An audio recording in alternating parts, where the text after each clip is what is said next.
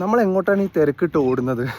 നമ്മൾ ഈ വിചാരിച്ച സ്ഥലത്തേക്ക് എത്തിയതിന് ശേഷമാണ് നമ്മൾ തിരിച്ചറിയുന്നതെങ്കിലോ വന്നതിനേക്കാൾ സന്തോഷം നമുക്കുണ്ടായിരുന്നത് ആ വന്ന യാത്രയിലാണ്. എനിക്ക് പറ്റിയത് അങ്ങനെ ഒരു സംഭവമായിപ്പോയി. ഒരുവിധം ഭൂരിഭാഗം ആൾക്കാർക്ക് റിലേറ്റ് ചെയ്യാൻ പറ്റും. This is stress work part 49. സംഭവം എന്താണെന്ന് വെച്ച് കഴിഞ്ഞാൽ, ഞാൻ എൻ്റെ പ്രൊഫഷണൽ കരിയർ തുടങ്ങുന്നത് 2013. ഒരു ഇൻഡിപെൻഡന്റ് എഡിറ്ററായിട്ട് ഒരു സിനിമ എൻ്റെ പേരിൽ വരുന്ന സമയത്ത് ഞാൻ ഭയങ്കരമായിട്ട് സന്തോഷിക്കുന്നു വിചാരിച്ചിരുന്നു. അത്രയും വർഷം 11 വർഷം ഞാൻ വെയിറ്റ് ചെയ്തത് അങ്ങനെ ഒരു സംഭവത്തിന് വേണ്ടിയിട്ടായിരുന്നു. അപ്പം ഞാൻ വിചാരിച്ചു ആ ദിവസമാണ് ഞാൻ ഏറ്റവും കൂടുതൽ സന്തോഷിക്കാൻ പോകുന്നതെന്ന്. അങ്ങനെ 11 വർഷത്തെ എഡിറ്റിംഗ് ജീവിതത്തിന് ശേഷം 2024 ഞാൻ എഡിറ്റ് ചെയ്ത, ഞാൻ ഇൻഡിപെൻഡന്റ് എഡിറ്ററായ സിനിമ പുറത്തിറങ്ങി. ഒരു കാര്യം കൂടി പറയട്ടെ, നമ്മുടെ സ്വപ്നങ്ങൾ നമ്മുടെ മാത്രം സ്വപ്നങ്ങളല്ലല്ലോ, നമ്മുടെ കൂട്ടുകാരെ സ്വപ്നം കൂടി ആയിരിക്കും അത്. അവരുടെ സ്വപ്നങ്ങൾ നമ്മുടെയും സ്വപ്നമായിരിക്കും. അങ്ങനെ എൻ്റെ ഈ പറയുന്ന സ്വപ്നം എന്ന് പറയുന്നത് എൻ്റെ ഒരു കൂട്ടുകാരൻ്റെ സ്വപ്നം കൂടിയായിരുന്നു എൻ്റെ പേര് സ്ക്രീനിൽ കാണുക എന്നുള്ളത്. അങ്ങനെ അവൻ നാട്ടിൽ നിന്ന് പൈസയൊക്കെ മുടക്കി ടിക്കറ്റൊക്കെ എടുത്ത് ഇത് പടം കാണാൻ വന്നു. അപ്പം ഞങ്ങൾ ഒരുമിച്ച് ആ പടം കാണുന്നത്. അപ്പം അവന് ഭയങ്കര എക്സൈറ്റ്മെന്റ് ആണ്. അതായത് ഒരു ഐഡിയ ഇല്ല എങ്ങനെ എത്തും എന്നുള്ളോ, അല്ലെങ്കിൽ എന്ത് പഠിക്കണം, എങ്ങനെ എത്തണം എന്നൊക്കെ ഉള്ളൊരു സംഭവത്തിന്റെ ഉള്ളിൽ നിന്നാണ് നമ്മൾ ഇതിലേക്ക് ഫൈനലി എത്തുന്നത്. അപ്പൊ അവൻ ഫോട്ടോ എടുക്കുന്നു,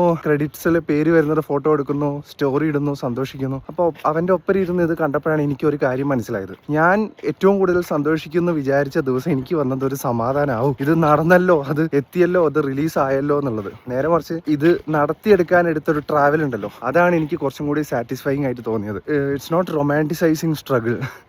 ഞാൻ പറഞ്ഞത് എന്താണെന്ന് വെച്ച് കഴിഞ്ഞാൽ, എത്തിയ സ്ഥലത്തേക്കാൾ കൂടുതൽ നമുക്ക് പ്രിയകരമാവുക, നമുക്ക് സന്തോഷം തന്നിട്ടുണ്ടാവുക നമ്മൾ ആ വന്ന വഴിയായിരിക്കും. ഈ സിനിമയോടനുബന്ധിച്ചുള്ള ലാസ്റ്റ് ഒരു 3-4 കൊല്ലം ഞാൻ മനസ്സമാധാനത്തോടു കൂടി ഇരുന്നിട്ടില്ല. I was restless. അതായത് എങ്ങനെയെങ്കിലും ഇത് റിലീസ് ചെയ്യിപ്പിക്കണം, അതിനുശേഷമായിരിക്കണം എനിക്കൊന്ന് സന്തോഷിക്കേണ്ടത്. അപ്പം ജീവിതത്തിലെ ഓരോരോ ചെറിയ സമയങ്ങളും ഞാൻ സ്കിപ്പ് ചെയ്യുക, അതിൽ സന്തോഷിക്കാതിരിക്കുക, അല്ലെങ്കിൽ അതിലൊന്നും ഭാഗാവാതിരിക്കുക, അങ്ങനെ പോയിക്കൊണ്ടിരുന്നു ഞാനൊരു സമയത്ത്.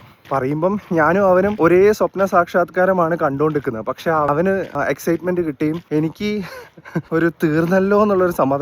ഇത് തീർന്നല്ലോ എന്നുള്ള സന്തോഷം വേറെ, അങ്ങനെ ഒടുവിൽ നമ്മൾ അത് നേടിയെടുത്തു എന്ന് പറയുന്ന 2 സന്തോഷം വേറെയാണ്. സോ അതിനുശേഷം ഞാൻ വരുത്തിയ മാറ്റം അത്രയേ ഉള്ളൂ. ആ ലക്ഷ്യസ്ഥാനത്തെ മാത്രം ഒബ്സസ്ഡ് ആയിട്ട് പോവാതെക്കുന്നതല്ലേ. പോകുന്ന വഴി ആസ്വദിച്ചാൽ നമുക്ക് മൊത്തത്തിലൊരു ട്രാവലായിട്ട് തോന്നും, അല്ലെങ്കിൽ നമുക്ക് ജീവിച്ചു എന്ന് തോന്നും, അല്ലെങ്കിൽ കൊല്ലം പോകുന്നത് കാണൂല.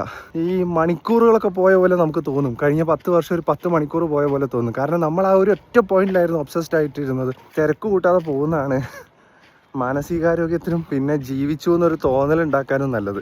ഇല്ലെങ്കിൽ ഇതേപോലെ സമയം പോയി കഴിഞ്ഞതിന് ശേഷം നമ്മൾ ചിന്തിക്കുക, പക്ഷേ അതൊന്നും കൂടി ഒന്ന് എൻജോയ് ചെയ്ത് പോകായിരുന്നു എന്നുള്ളത്. ആ ഒരു യാത്രേനെ ശ്രദ്ധിച്ചാൽ മാത്രം മതി. മൊത്തത്തിൽ നമ്മൾ അവെയർ ആവും. ആ അവെയർനെസ് കിട്ടിയാൽ തന്നെ എല്ലാം ഓക്കെയാണ്.